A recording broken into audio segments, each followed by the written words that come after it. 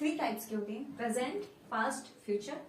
Present time होता है at this moment, इस समय जो चल रहा है, प्रेजेंट बीता हुआ टाइम, पास्ट जो बीत गया है, अभी भी टाइम बीत रहा है, तो ये टाइम जो बीत रहा है इसको बोलेंगे पास्ट, बीता हुआ समय। फ्यूचर आने वाला समय, जो आ रहा है, आने वाला समय क्या होता है, फ्यूचर। और प्रेजेंट को हम सबसे पहले पढ़ेंगे। प्रेजेंट का सबसे पहला पार्ट होता है इंडेफिनिट, प्रेजेंट इंडेफिनिट। आप इनकी एक बार पहचान देख लीजिए, कैसे प्रेजेंट इंडेफिनिट को पहचानते हैं। जिन वाक्यों के लास्ट में ता है, ती है, ते है आदि शब्द आते हैं उन्हें प्रेजेंट इंडेफिनिट कहते हैं। एग्जाम्पल देखिए, राम खाना खाता है, लास्ट में कौन सा वर्ड आ रहा है, ता है। खाता, खाते में कौन सा वर्ड आ रहा है लास्ट में, ता है। राम खाना खाता है, ता है जिसमें आ जाता है वो कौन सा टेंस होता है, प्रेजेंट इंडेफिनिट। तो अभी बनते कैसे हैं ये मैं अभी बताऊंगी, लेकिन अभी एग्जाम्पल देख लीजिए। राम इट्स फूड, राम खाना खाता है।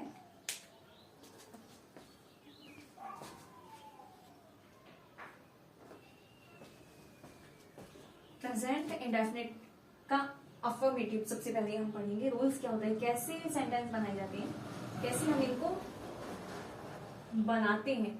सबसे पहले आता है सब्जेक्ट, उसके बाद आता है हेल्पिंग वर्ब, उसके बाद मेन वर्ब आती है, ऑब्जेक्ट, उसके बाद बाकी जो चीजें होती हैं बाद में आती हैं लास्ट में। ये अफर्मेटिव है, अफर्मेटिव का ही रूल। सब्जेक्ट होता क्या है, सब्जेक्ट होता है जो काम को करता है। बाकी जैसे ये एग्जाम्पल देखिए, यहाँ पर दिया हुआ है राम बाजार जाता है। बाजार जाना, जाने का कोई, जाना काम है ना, इस काम को कोई तो कर रहा है, तो वाक्य में कौन इस काम को कर रहा है, राम कर रहा है। तो राम काम को कर रहा है, जो काम को करता है वो क्या होता है, सब्जेक्ट होता है। या फिर जिन सेंटेंसेस में काम नहीं होता है, बिना काम वाले होते हैं, उन सेंटेंसेस में कैसे पता चलेगा सब्जेक्ट क्या है, उनमें पता लगता है वाक्य में जिसकी भी बात चलती है। जिस राम सुंदर है, राम बहुत हैंडसम है, तो बात किसकी चल रही है, राम की बात चल रही है, तो सब्जेक्ट क्या होगा, राम। या तो जिसकी बात चल रही होती है या फिर जो काम को करता है वो होता है सब्जेक्ट। हेल्पिंग वर्ब, क्योंकि प्रेजेंट इंडेफिनिट है, हेल्पिंग वर्ब इसकी रहेगी डू और डज। डज ओनली वन के लिए आता है, फॉर वन के लिए आता है डज। डू आता है मोर देन वन, एक से ज्यादा के लिए डू आता है, और ओनली वन के लिए डज आता है।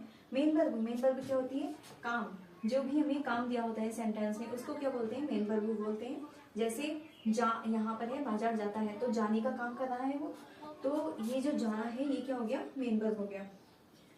देखो कैसे बनाते हैं इसको। सब्जेक्ट हो गया इसमें राम, कैसे पता चला हमें राम सब्जेक्ट है, राम काम को कर रहा है, और जो काम है वो क्या हो गया, मेन वर्ब हो गया। और हेल्पिंग वर्ब इसकी पता ही है, डू और डज। और अब इसको बनाते हैं, राम बाजार जाता है, राम गोज, डू और डज।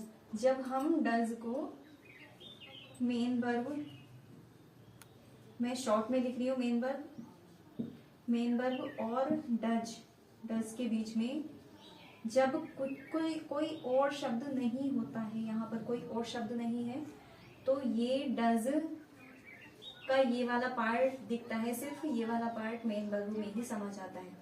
देखो यहाँ पर ये पार्ट दिख रहा है, और ये पूरी स्पेलिंग है, जिसका ये पार्ट दिख रहा है ओनली, ये मेन वर्ब में ही समा जाता है। ठीक है, तो क्या हो गया, Ram goes to market, Ram market जाता है।